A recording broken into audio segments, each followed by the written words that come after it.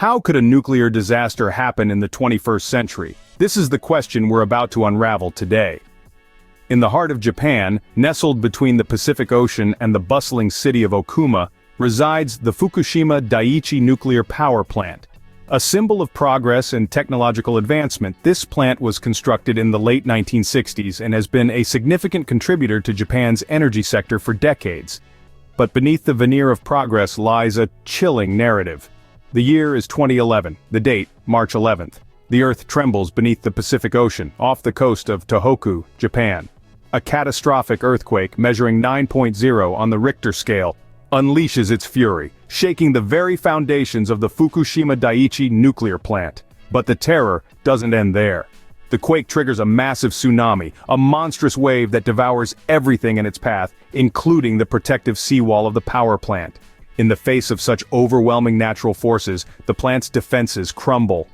The tsunami floods the generator rooms, causing a fatal power failure. Without electricity, the cooling systems of the nuclear reactors fail. The temperature rises, pressure builds, and the nuclear fuel rods begin to melt. The plant is on the brink of a nuclear disaster. This event, a combination of natural disasters and human error, led to one of the worst nuclear accidents in history. March 11, 2011, a day that would forever be etched in the annals of nuclear history. On this fateful day, the Earth trembled with a force that shook the very foundations of human confidence in nuclear energy. A severe earthquake, registering a monstrous 9.0 on the Richter scale, struck off the coast of Japan, causing widespread devastation. But the tremors were just the beginning. In the wake of the quake, a colossal tsunami, with waves reaching as high as 14 meters, surged towards the vulnerable coastline. At the heart of the tsunami's path lay the Fukushima Daiichi nuclear power plant. The plant, built to withstand earthquakes, found itself no match for the relentless onslaught of water. The tsunami inundated the facility, sweeping away cars, homes, and everything else in its path. It overwhelmed the plant's seawall, flooding the buildings and causing a catastrophic failure of the cooling systems. In a desperate bid to control the escalating crisis, operators shut down the reactors. But the damage was done. Without the necessary cooling, the reactors began to overheat, leading to a series of hydrogen explosions and meltdowns in 3 of the plant's 6 reactors. The immediate aftermath was a scene of utter chaos and confusion. Radioactive material spewed into the atmosphere, prompting the Japanese government to declare a nuclear emergency. An evacuation order was issued, and over 150,000 residents within a 20-kilometer radius of the plant were forced to abandon their homes, not knowing when or if they would ever return. In the face of such a disaster, the world watched on, questioning how this could have happened. The disaster didn't end when the waters receded. Instead, it was just the beginning of a long, arduous journey. In the immediate aftermath of the disaster, the focus was on averting further catastrophe. The Tokyo Electric Power Company, or TEPCO, faced a Herculean task. Their mission: to cool the dangerously overheated reactors and prevent a total nuclear meltdown. It was a struggle, fraught with challenges and setbacks, but ultimately, they succeeded in stabilizing the reactors. But the damage had been done, and the impact on the surrounding area was devastating.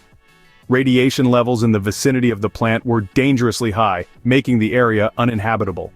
The cleanup process was not just about dealing with the physical debris, but also about managing the invisible yet equally dangerous threat of radiation.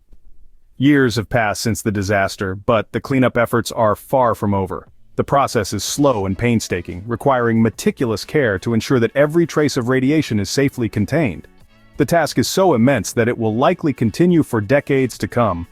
One of the most controversial aspects of the cleanup process has been the handling of radioactive wastewater. This is water that was used to cool the reactors, and as a result, it contains radioactive materials. The question of what to do with this water has been a source of great debate.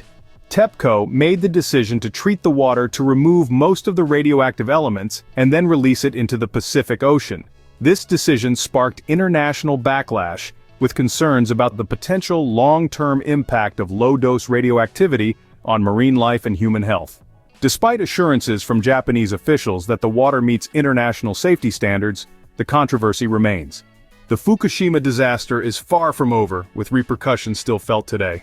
The world reacted with shock and outrage to the disaster and the subsequent handling of the aftermath. It wasn't just the initial disaster that sparked an outcry, but the ongoing decisions in the wake of the catastrophe that stirred up international controversy. The Fukushima Daiichi nuclear power plant in Japan began releasing treated radioactive water into the Pacific Ocean, a move that was met with widespread backlash. This release, deemed necessary to make room for decommissioning the plant and prevent accidental leaks, sparked a firestorm of controversy.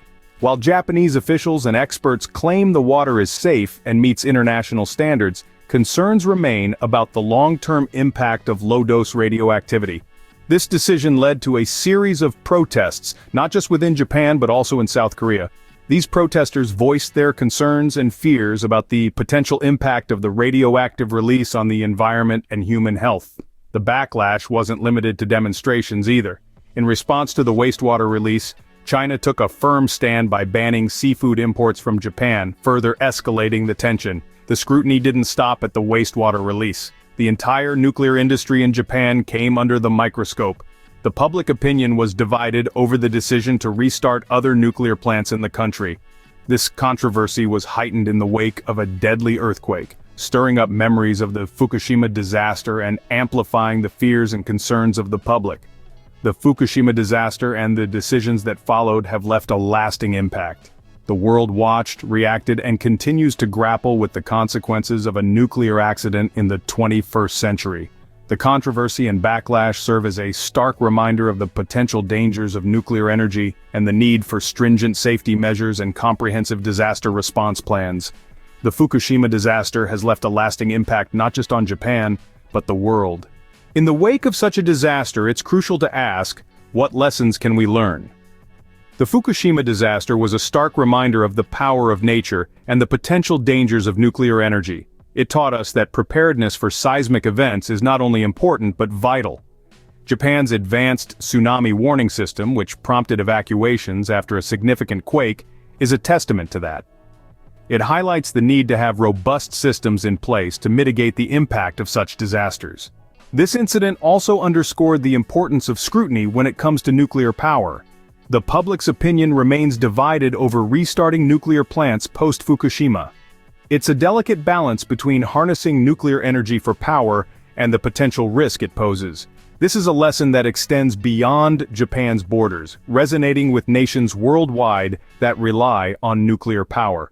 Transparency, too, is a key takeaway from the Fukushima disaster. The incident at the Fukushima Daiichi plant, where workers were accidentally sprayed with radioactive waste, underlines the need for clear communication and accountability. Accidents happen, but how they're handled and communicated to the public is crucial.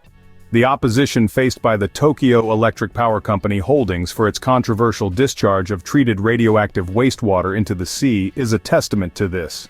The ongoing monitoring by the International Atomic Energy Agency, ensuring compliance with safety standards, is a step in the right direction.